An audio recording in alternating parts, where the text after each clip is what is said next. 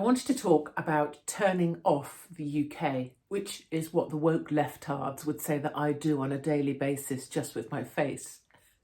But this is actually about electricity or power here in the UK. And I just want to talk about what's actually happening, proof of what's actually happening, some of the issues around that, and then more helpfully, what you can do about it.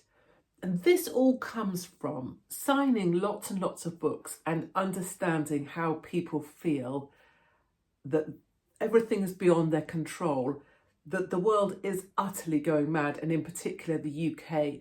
So I just want to focus on one thing, which is electricity, power, and also a way of feeling like you have some control. So there is some good news to come.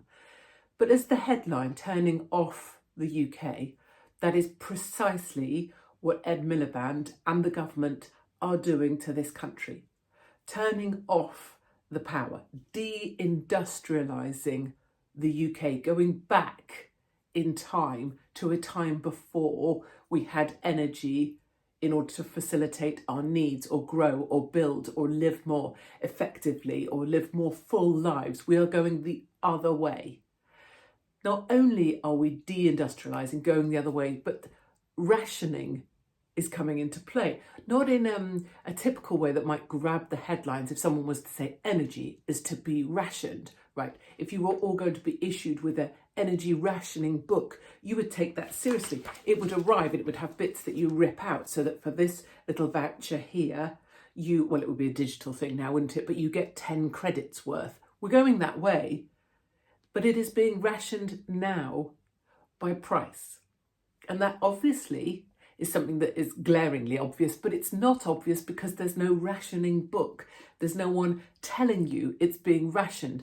Energy in the UK is being rationed like sugar or butter in the war, but it's being done by price. We currently use 23% less energy than we used to, electricity than we used to, despite people using electricity more, and for things like cars or whatever, and the population increasing, we're using much less because of price rationing. So it's the same mechanism that's used in our nationalised healthcare service, right? The way that the NHS rationalises care to a great extent is by having it's not available. You have to queue. It is rationed.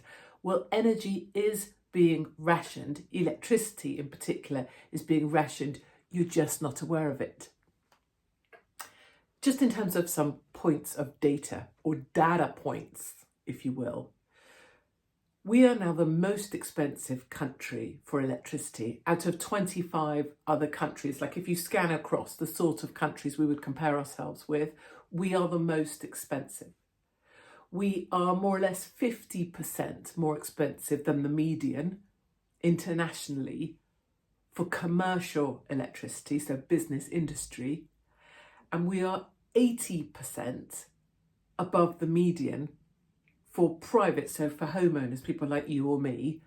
We're 80% higher than the median across the international average. It is 4 times more expensive to try and use electricity in the UK in a domestic setting than it is in the US. 3 times more expensive to use electricity in the UK than it is in America from an industrial point of view. The UK is being turned off through the mechanism of price rationing. Added to that, the huge subsidies to push stuff that isn't economically viable. And many of you will realise the data points on that already. 22 billion being invested in carbon capture.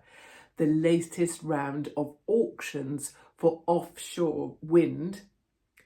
The subsidy on those has made them economically non-viable. So there's this certain figure that gets agreed in this auction, a strike price. It's what we're going to pay for that offshore energy.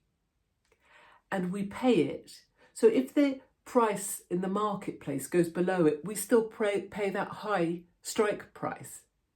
And if for a moment in time the rate goes above the strike price, there is some kind of reimbursement, but it never really happens. It basically guarantees how much these guys are going to get for offshore production. And it doesn't even have to be connected to the grid or used. So in the last quarter, we paid out, the taxpayer, 2.2 million for offshore energy that wasn't even connected to anything. Because the price has been agreed, the energy has been generated, and regardless of whether that energy is used or not, the British taxpayer is paying. So you see this huge subsidy on stuff that's not viable, including electric cars. You've just seen electric car companies asking for more subsidies because the electric vehicles aren't selling, because people are starting to realise that nobody wants a second-hand car that has an electric battery in it. And actually, if you're an electric car and you turn on anything like the heat or, I don't know, the windscreen defroster or demister or whatever, who knows, if you turn on anything requiring power, the battery life of the vehicle is absolutely chronic.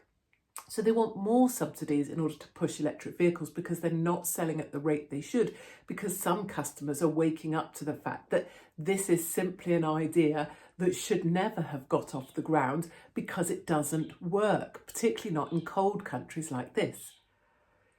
So the subsidies for the stuff that doesn't work, we're paying money for generated power that we can't actually use, and then we're shutting everything else. So we're closing all the other options. You've just seen the closure of the last coal plant. You see the pulling of the gas permits required to pull more gas out, oil closing down, all the things we need and rely on, and even the nuclear solutions aren't going to be online when they should be. So more and more pressure on supply. We're relying on the fact that people will restrain their demand because of pricing, and all the while we're horribly uncompetitive compared to other countries. We are being turned off. And one of the really big issues, it's just the thing I was talking about at the start of this, is that kind of people not realising. Because you haven't been given a ration book in your letterbox, you don't realise specifically that electricity is being rationed and you are being rationed to how much power you can have. And because kind of electricity is always kind of there, you turn on the plug, it's there. You turn something on the kettle on, it works. You know, okay, when the bill comes, it's terrible, or winter fuel allowance is going, that's terrible. But you don't think, it's only when you have a power outage that you think, oh, bum, that's the fridge freezer. How much charge has my mobile phone got? Oh, God, I won't be able to cook that, will I? Oh, I won't be able to, oh, damn, I need to find this and it's dark. Because it's kind of ubiquitous electricity, you sort of forget what it means if it is actually going to be rationed in a more dramatic fashion. And I say this because, having spent time in South Africa and indeed California, where as a regular, planned, I'd say systematic decision by the government or authorities, electricity is shut off. They call it load shedding. So from X to Y time, there will be no power. And it's just, you're told there's no power. And that load shedding, South Africans have been warning for half a decade, if not more, is coming here.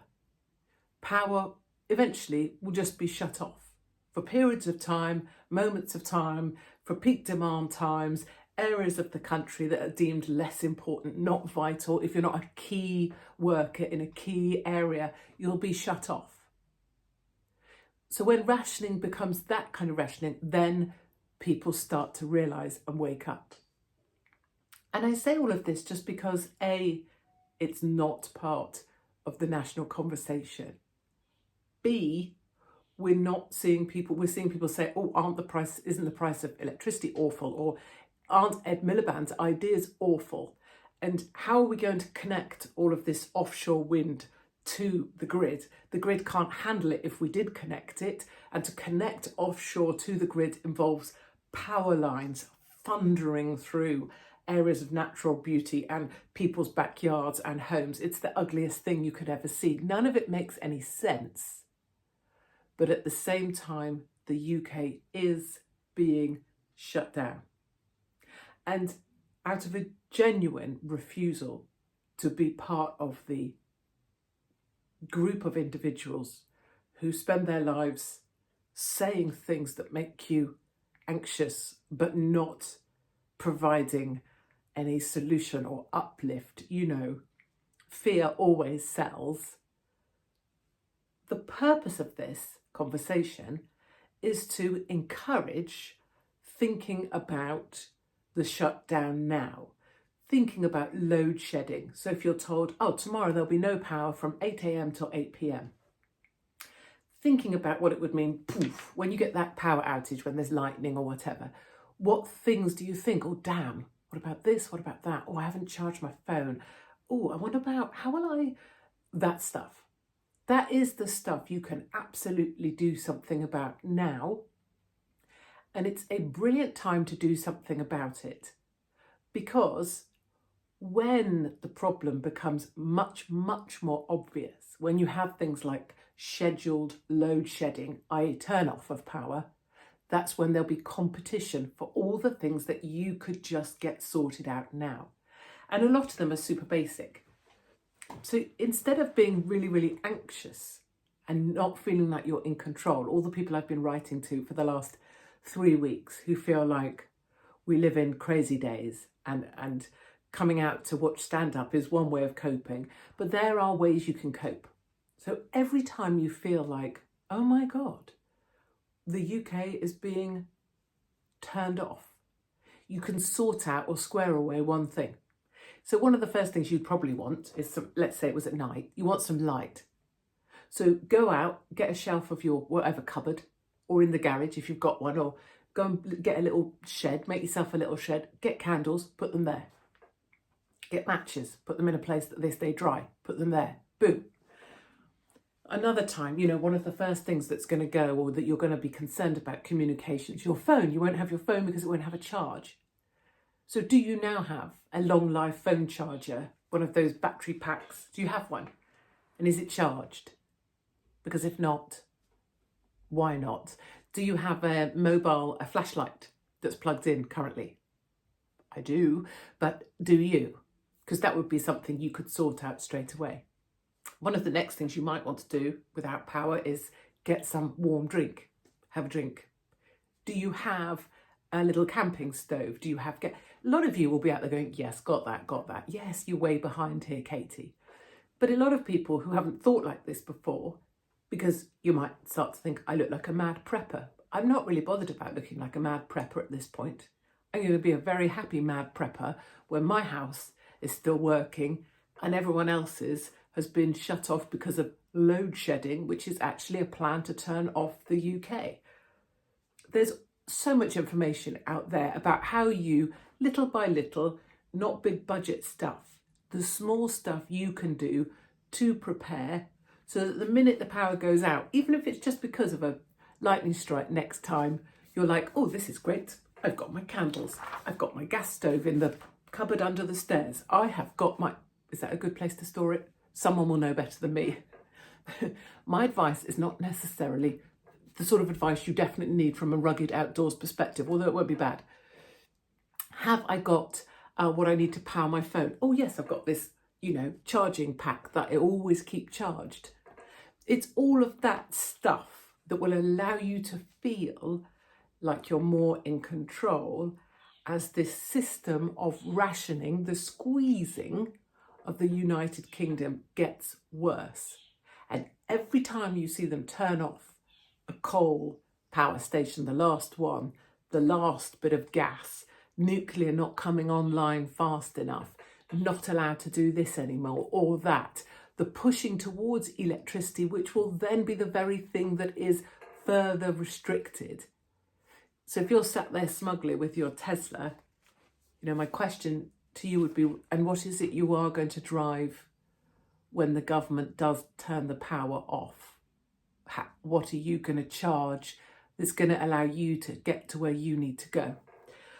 So I guess There's always a need to know more when someone says something like this, or a need to criticise certain elements, which I understand, or there's people who are already way ahead and all of this is child's play.